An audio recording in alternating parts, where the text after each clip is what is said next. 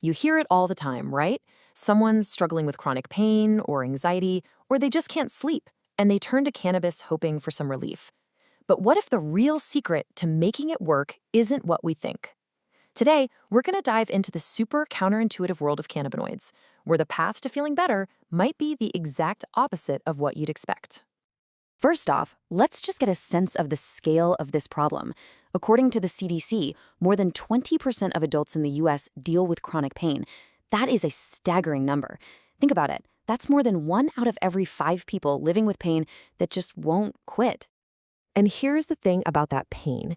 It almost never shows up alone. It usually brings along its 2 best friends, anxiety and sleep problems. And this creates this really nasty triad. I mean, it makes perfect sense, right? The pain keeps you from sleeping. The lack of sleep makes you anxious. And the anxiety, well, that just cranks up the volume on your pain. It's a vicious cycle, and it is incredibly tough to break.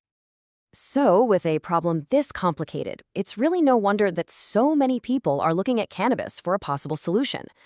But this brings us to a huge paradox, one that you absolutely have to understand if you're exploring this stuff.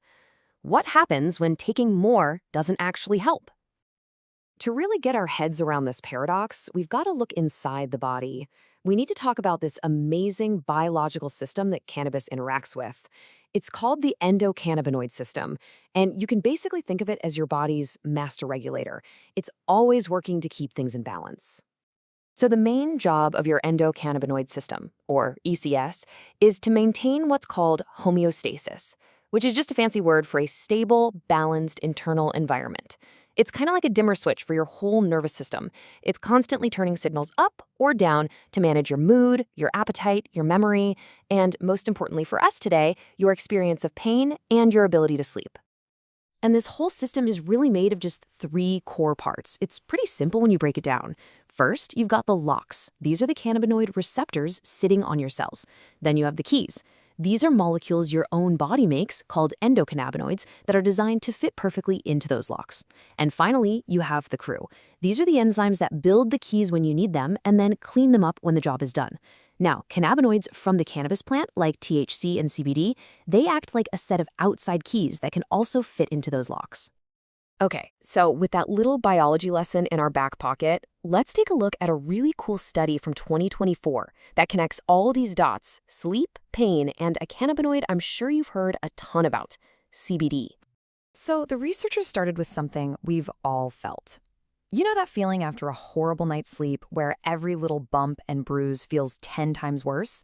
Well, there's a name for that. It's called hyperalgesia. And the scientists wanted to figure out what was actually happening in the brain to cause it. The experiment itself was pretty straightforward. They took some mice, kept them awake for a few days to simulate sleep deprivation, and then they measured how sensitive they were to pain. After that, they gave them a pretty high dose of CBD and measured their pain levels all over again to see if anything changed. And the results were, well, they were really striking. The regular mice had normal pain levels, but the sleep-deprived mice, you can see their pain sensitivity went through the roof. That's that hyperalgesia in action. But then, and this is the key part, after they got the CBD, their pain sensitivity dropped right back down to normal. It was like the CBD completely erased the effect of the bad sleep. So, how in the world did it do that? Well, the study pinpointed the problem. A specific set of neurons had become overexcited in a part of the brain called the nucleus accumbens, which is a major hub for processing both pain and sleep. What the CBD did was basically go in there and tell those specific overactive neurons to just chill out, and that, in turn, dialed down the pain. Now, that mouse study is awesome because it proves that CBD can work. But the fact that they used a high dose is actually a clue that leads us to a much bigger and honestly a much weirder principle. It brings us right to the heart of the matter, the more is not better effect. The proper scientific term for this is the Biphasic Effect. And I know, it sounds super complex, but the idea is actually pretty simple. For a lot of substances, and especially for cannabinoids, the effect doesn't just get stronger and stronger the more you take. Instead, a low dose might do one thing, while a high dose might do nothing at all. Or, even crazier, it might do the complete opposite. So this whole thing usually plays out in one of 2 ways.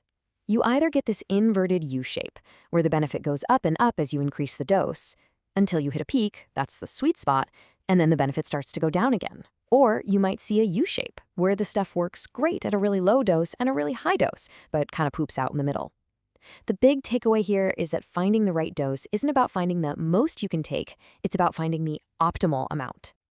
And this is not just a theory, this is real. Get a lot of this quote from a 2020 study on humans.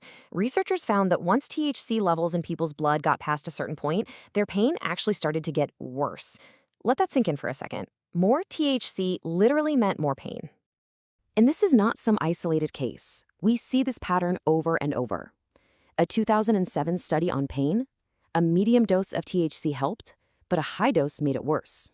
What about CBD for anxiety? A 2019 study showed that a 300 milligram dose worked great, but taking half that amount or double that amount did absolutely nothing.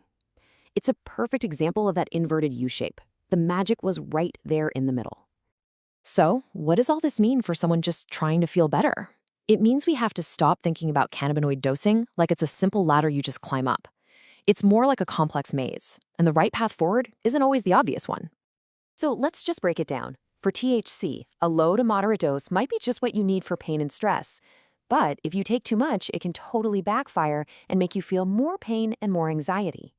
And for CBD, a very specific dose might be fantastic for anxiety, but if you go too low or too high from that sweet spot, the effect can just disappear. And that brings us to the single most important takeaway from all of this. With cannabinoids, the right dose is deeply, deeply personal. It depends on your own unique body chemistry. But even more than that, it's often completely counterintuitive.